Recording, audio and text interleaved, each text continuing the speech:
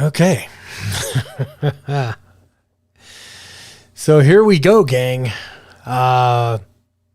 Welcome to the 2 Alpha Hamradio podcast. I'm Bob.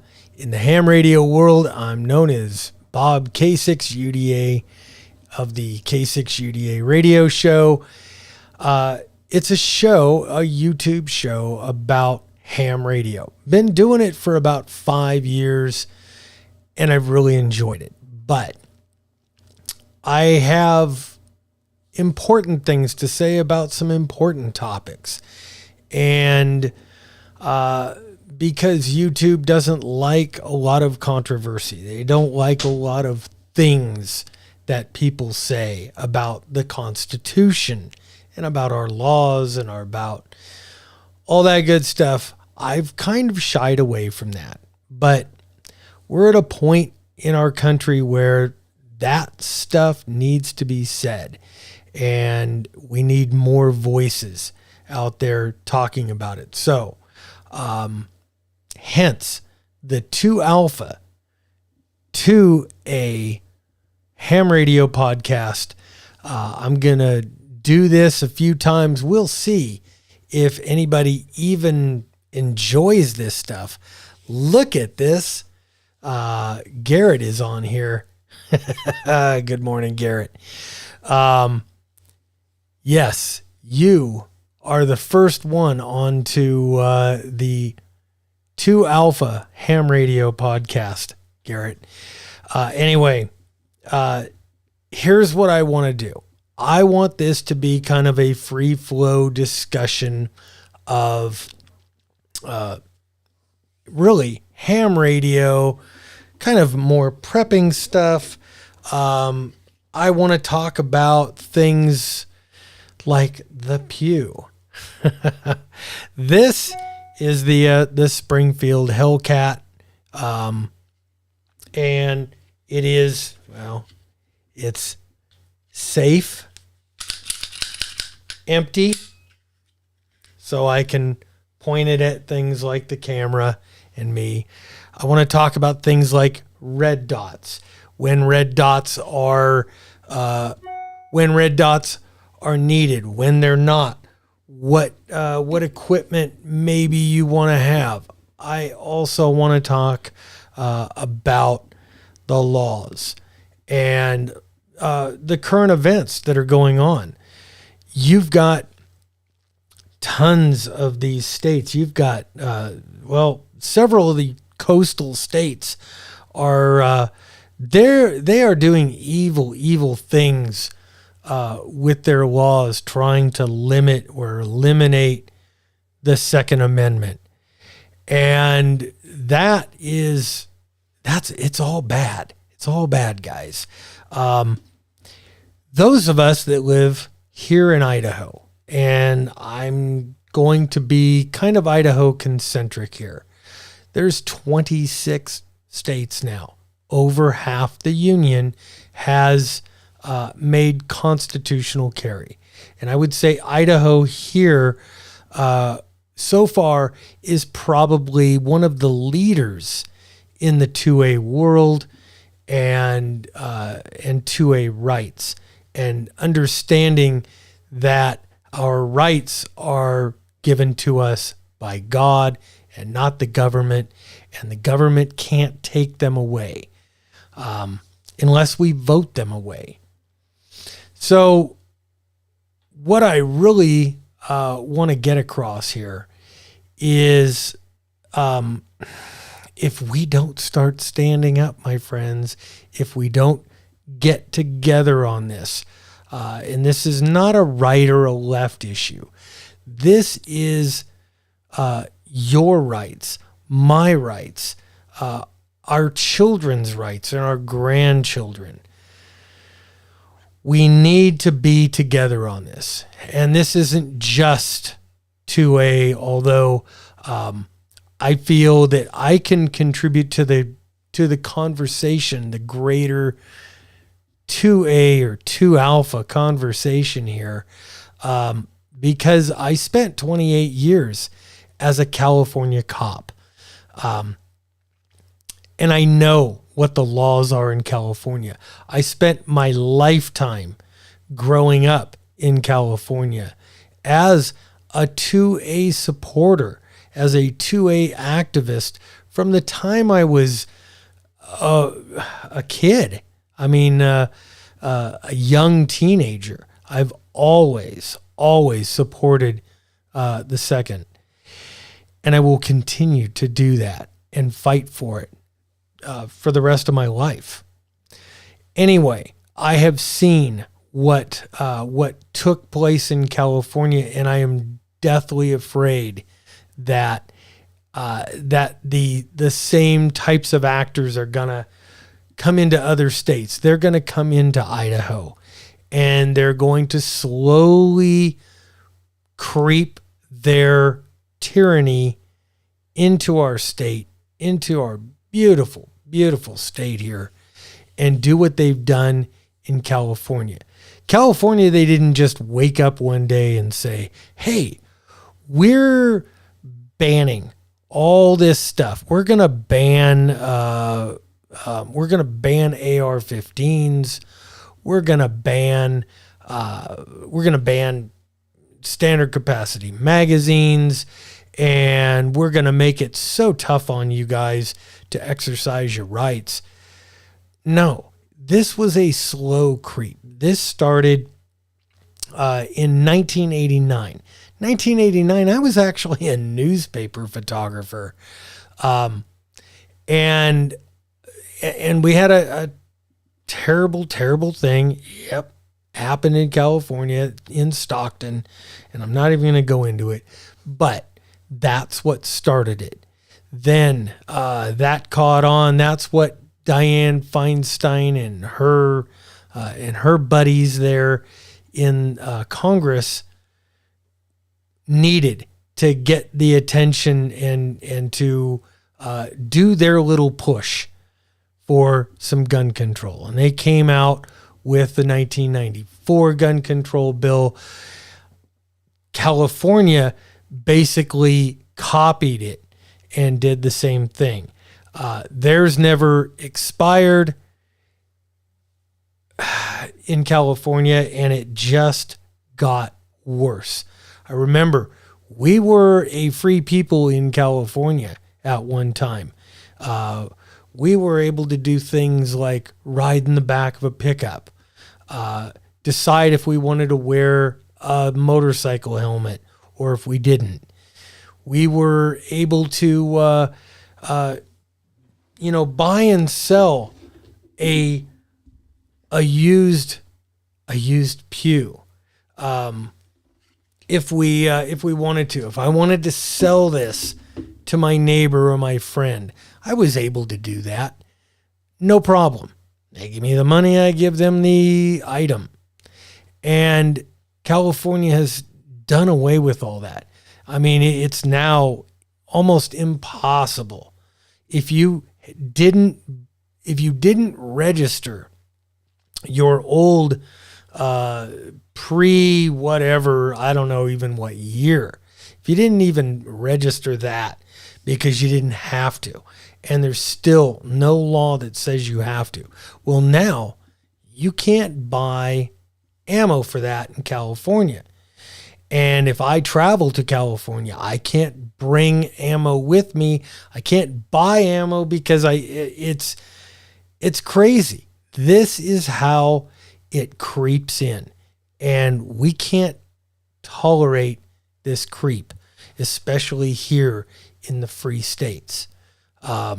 We need to stay vigilant. We have to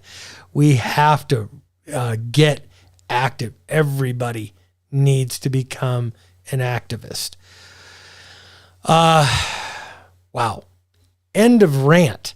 I didn't want to do that. I wanted to introduce this show as a new, it's kind of a new thing. And, for those of you who might not be 2A concentric, we are still here talking about ham radio. Yeah. Good old ham radio. We can absolutely put that on the menu. and we can have a discussion about it. I've got some comments here.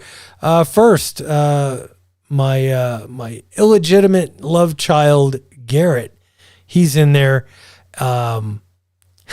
Finally another video. Yeah, I know, dude, and it does sound epic. Eric W5MFX is here. Just tuned in, looking for the subscribe button. Eric, the subscribe button is down below the picture somewhere. It should be there, unless YouTube has already gotten rid of that for me. Anthony Becerra, hello, Anthony. How you doing? Justin is in there. The right of the people to keep and bear arms shall not be infringed. Absolutely. I'm not going to read everything here. You guys can read all that. Garrett says he would argue that gun control in California began in the 60s with the Black Panther movement and wanting to disarm them. Actually, according to the state of California, gun control in California actually started with trying to disarm the blacks.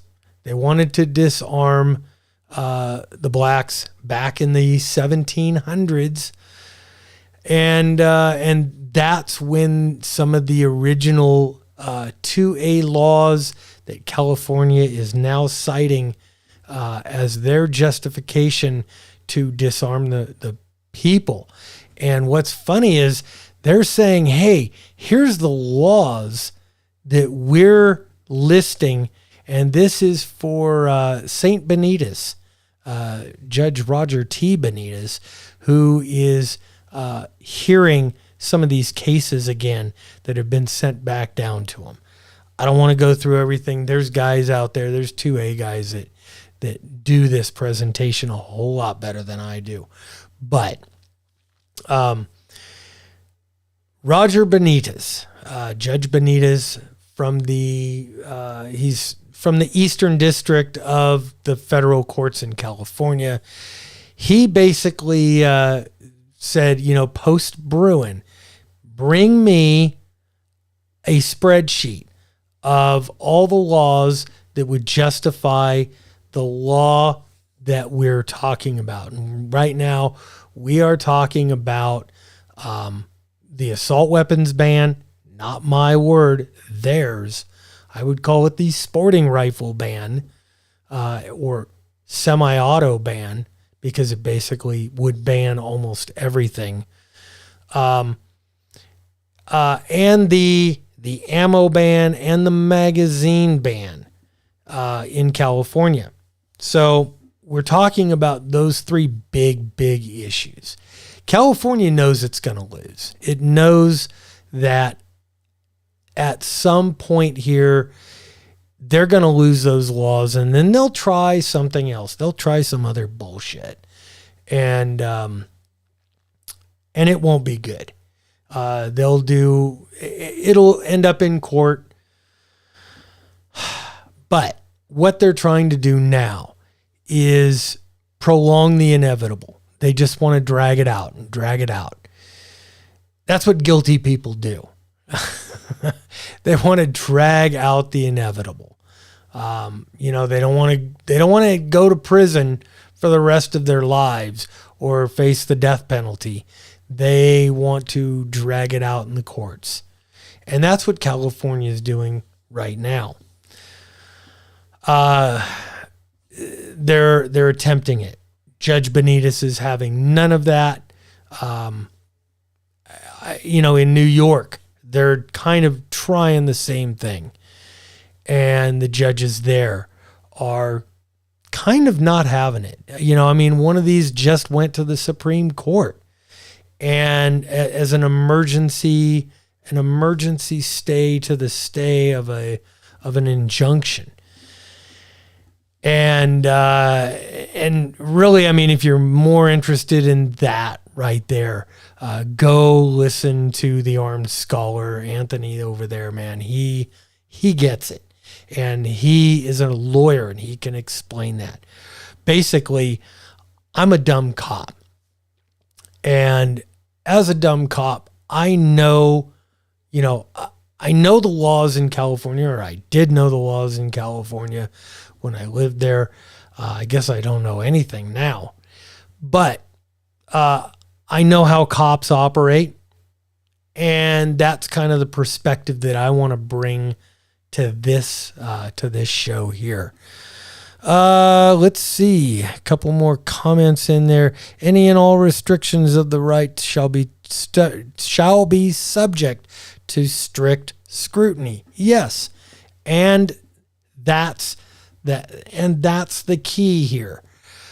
Justin, that is the key.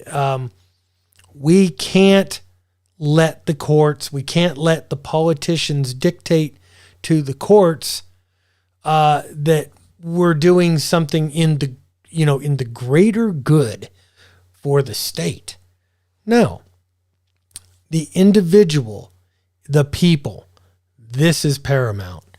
And that is and that's what we're kind of here, well, at least today, right now for. Let's see. Illinois, Ben Manley in the house there, and he's saying, in Illinois, here, so I understand. So yeah, Illinois just passed some crazy gun laws. Those are going to get struck down. They know they're going to get struck down.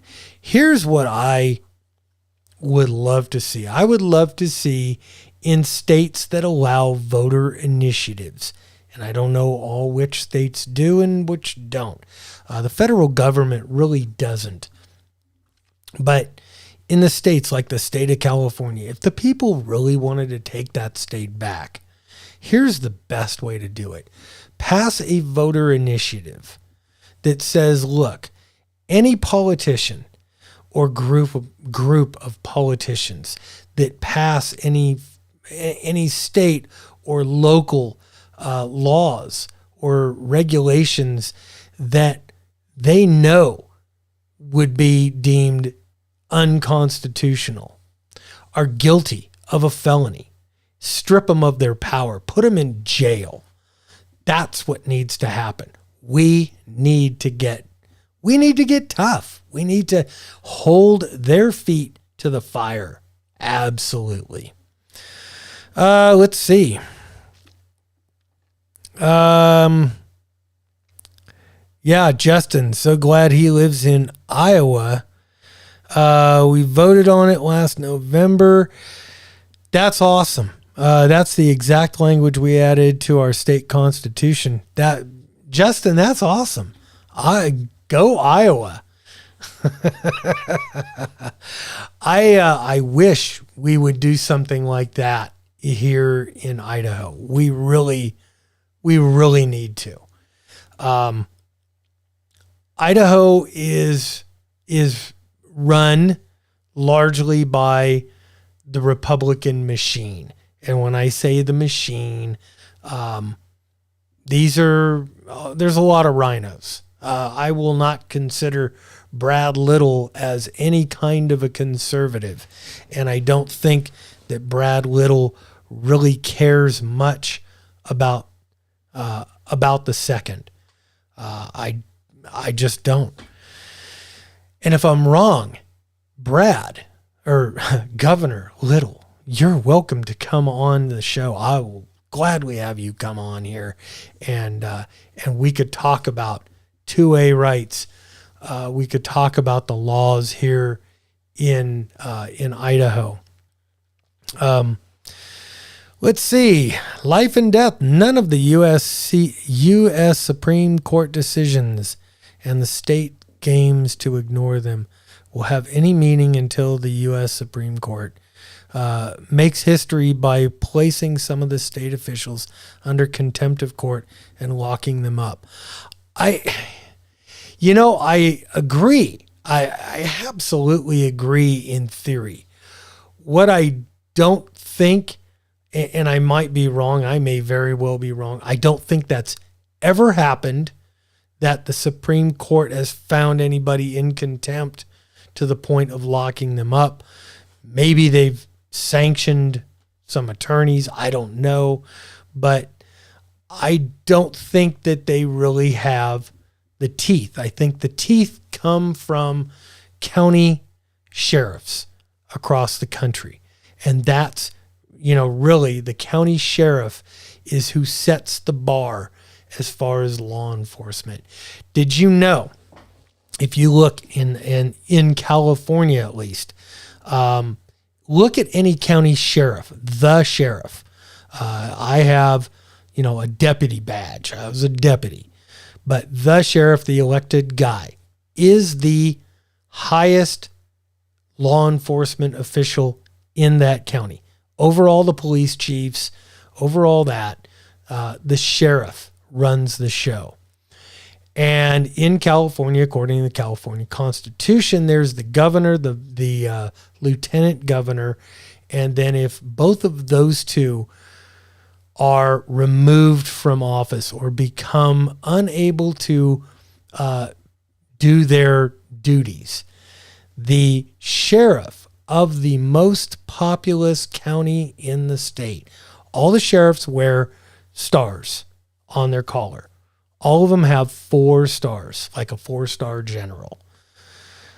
The sheriff of LA County, the most populous county in the state of California, is the only sheriff to wear 5 stars. He's 3rd in line to take over the governorship of that state. That's a pretty immense, awesome power for a county elected official to have. And that gives you an idea of how much power the county sheriff actually has. And so when the group of county sheriffs in Illinois, in whatever state, get together and say, we're not enforcing that law, we will not enforce it.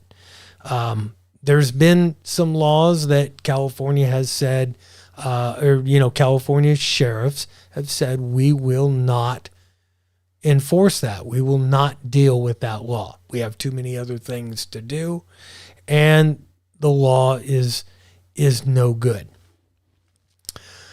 Then California comes back and, Gavin Newsom comes in and he tries to intimidate them and, I'll pull funding, I'll do this, I'll do that. Well, you know what?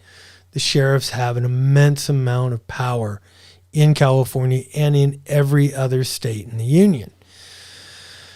Let's see, Bob Manley. We have to spend our money to fight this and use our tax dollars to fight. They use our tax dollars to fight and take our rights away. This is why I wear the readers, guys. We need to make them pay out of pocket when they make stupid laws. That would be fantastic. And some of the lawyer guys have told me, you can't jail the politicians for making laws in good faith. Now, I have seen some of the state legislatures. I remember one in New York when they were making this crap new law in New York that some of the legislators stood up and said, this is blatantly unconstitutional. Well, when you're put on notice that you're passing something that is blatantly unconstitutional, you have to know, if you're going to play those stupid games, kind of like going into, say a taqueria and robbing the place in Texas. If you're going to play those stupid games, you got to be willing to win stupid prizes. And that's where I get back to, voter initiatives to deal with this stuff, changing the voter initiatives to change the law, to strip these guys of their power, to remove them from office and bar them from ever holding public office again. Go make them get a real job somewhere. Who knows? Just not on our dime. I would love to see that. Let's see. From Garrett, sometimes the trees of liberty, or the tree of liberty, must be watered with the blood of patriots and tyrants. Absolutely. Absolutely, my little brother. And let's see. The digital analog ham is in the house, all the way from across the pond. Hi there. Today we're talking about things that are more U.S. concentric. So, I ain't going to hold your feet to the fire. But anyway, I don't want to keep rambling on and on. Man, that's pretty awesome. I got 16 thumbs up, or 16 people in the house. And I don't know, actually, where's the lineup? All I have is the comments up here. Let's see. Overlays, show height, sound levels. Hell, I don't know. Got 21 people in the house, or 23 people in the house watching this. Got 16 of you with the thumbs up, and 17 with the thumbs up. Anyway, I want this to be that kind of free form where we can, maybe in the future, what we'll do is we'll have a ham radio segment where we'll do the same thing that I was doing on the lunchtime lives, a year or so ago. And maybe we'll do another segment of the pew life, and do something like that. I mean, really today, I kind of thought, well, you know what? We could talk about red dots. We could talk about Carrie stuff. I mean, these are my two. You know what? Hell, let's just go over here. These are my two main carries. This is a fully custom built Glock 19 over here, with the Holosun 507C on this one. It's got the little solar panel on there. I don't think, let's see. Nope, it's not lighting up real good in there. This one here, same thing. I don't know if it's lighting up real well in there. Maybe. It should. Nope. No, they're both dark because it's kind of dark in here. Anyway, this is a Swamp Fox on here. I picked this up on, I can't remember where, right after I picked the Hellcat up. Oh, you know what? That's another thing that California does that really, really gets my craw. This California handgun safety roster. Boy, what a crock of shit that thing is. Unbelievable. What the handgun safety roster did was, number one, years ago when it started, every manufacturer had to submit $130,000 to the state of California, plus 2 copies of every gun that they wanted on the roster. And by what I mean, every gun, if you had the Springfield Hellcat, for instance, let's just talk about that. If you had a Hellcat that you wanted on the roster, and it came in 3 different colors, you had to submit $130,000 plus 3 copies of each color or variation that you made it in. So California could supposedly drop it and see if it fired on its own. And then they came up with, their micro-stamping requirement. So really, in the last 20 years, there hasn't been any new firearms, any new handguns on the California roster, which means, like this. This one here is a Gen 3 Glock. This is legal for sale in California because it is a Gen 3. It would not have been legal for sale in California if I didn't have a law enforcement exemption, because this one, the frame had been done custom by Wilson Combat. The trigger is a custom trigger. It's, custom barrel in there. Everything about this particular Glock is a custom job. Now, I was able to buy this in California because when I bought that gun, it was, I bought it as a law enforcement officer. That is the exemption in California for getting around their handgun roster. Otherwise, everybody else in California would not be able to buy this. Likewise, this one here, the Hellcat, Springfield Hellcat, nothing special, bone stock. You can't buy this in California. This was the first handgun I bought when I moved to Idaho. I was able to buy this right over the counter. And you guys have seen, none of these have gone off. They haven't accidentally shot me or my family or anything else when they sit there. They're inanimate objects.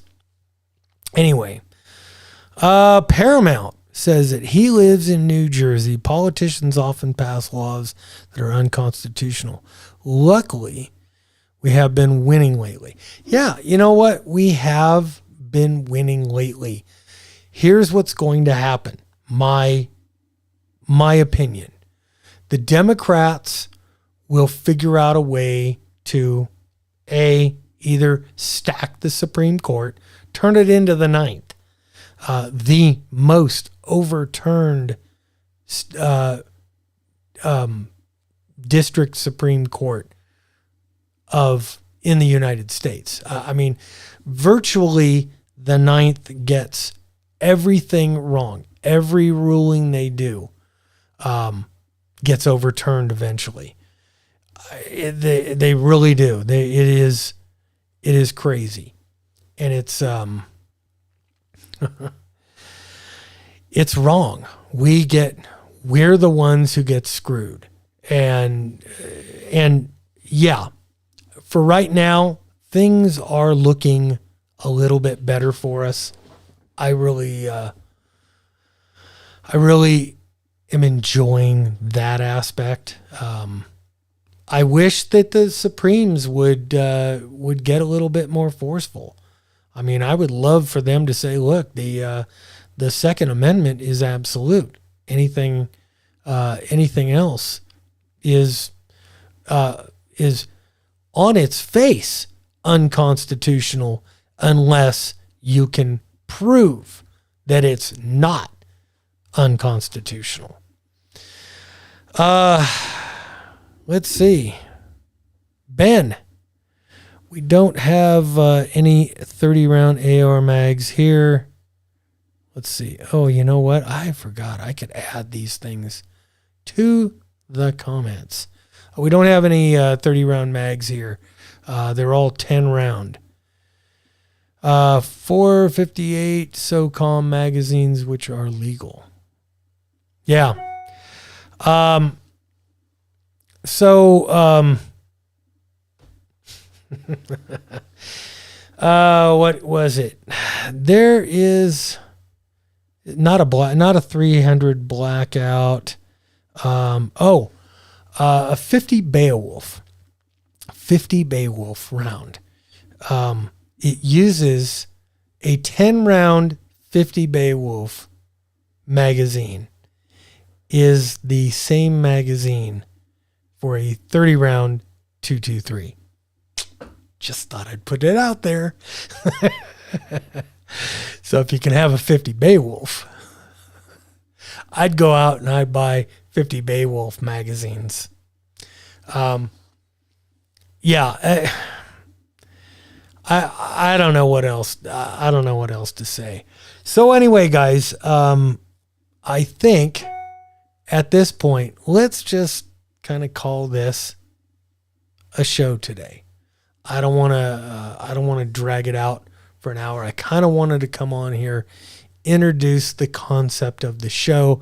What do you guys think? Let me know. Let me know in the chat. Let me know in the comments if you're watching this later. God, I guess we should talk about something a little bit ham radio. And let's see. Oh, you know what? Over here, the FTM 400. Oh, Lord. Guys, I just bought another one of these and put it in my pickup. So I now have 3 FTM 400s. I have one in here, which I can very easily take out, throw it in the motorhome. I have one that I put in my Jeep, the original one that I had. And then I just, the day after Thanksgiving, Black Friday, called HRO, ordered up another FTM 400 because they were on sale. And then, lo and behold, Yaesu discontinued the FTM 400. I don't know why. They don't really tell you why. They say it's parts availability. I think one of two things. They either want to move to make the FTM 300 their flagship radio because it uses the same screen as the FT5. The more radios you can use the same architecture and the same screens on, the more that saves you money. The FTM 400, obviously, it's a bigger screen. It's a touch screen. Then they have the FTM 200, which I haven't even seen the FTM 200. But it makes me wonder if Yaesu has an updated something coming out, which is going to make me regret buying a third FTM 400. The only thing that I don't like about the FTM 400, the only thing, is the fact that all the channelized stuff, all my memories on the B side of the radio are FM only. I can't I can't put like the K6 UDA repeater on the C4 FM side, A side, and then have another local C4 FM repeater on the B side, which I would love to do. Can do it on the FT5. I guess you can do it on the FTM 300. And I almost bought an FTM 300, but I kind of wanted that, be able to take the one chip and move it from vehicle to vehicle and copy off a new deal, a new program if I'm traveling or whatever. Let's see. So Ben sold his FTM 400 several years ago, and I wish he had it back. Can't afford one. Well, I got a feeling they're going to get expensive here, Ben. They're going to get more expensive because you can't buy them. I'm glad I have my 3. I really do like those radios. I actually, in the truck, I replaced an ICOM 5100, which had been in the truck for close to 10 years. And the screen was getting just crunchy. In any kind of heat, you could barely see it. It was bad. So I think I might send at least the display head into ICOM, have them fix that thing up, and then I'm trying to decide if I can use that out in Studio B to at least get on local repeaters and stuff like that out in Studio B. So I have nothing else today. Just kind of wanted to bring you guys up to speed with what I've been thinking about, what I want to do. Sorry, I haven't been getting back on the weekly videos for Hamradio. I want to do better videos. I want to make them better. So I'm not so worried about trying to keep up with the Jasons and the Joshes. I want to put out masterpieces, and then I want to come here and I want to talk with you guys about important issues. We can talk about important issues with Hamradio.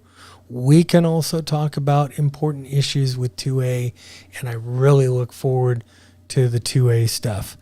Anyway, guys, I'm going to try to figure out how to do this on the podcast format so you can listen to it in the car with your favorite podcast program or app or whatever it is. I've never done it. Don't know really how to do it. Got to figure out how to port this thing out to, I guess, an MP3 or whatever and upload it somewhere, do something with it. So with that, my friends, I think we're going to just call this, we're going to call it a podcast here. I want to thank all 23 people who showed up unannounced. And I want to thank you guys for sticking with me, for kind of guiding me and giving me some more material here for this inaugural 2 Alpha Hamradio podcast. Guys, thanks. And I'll catch you next time.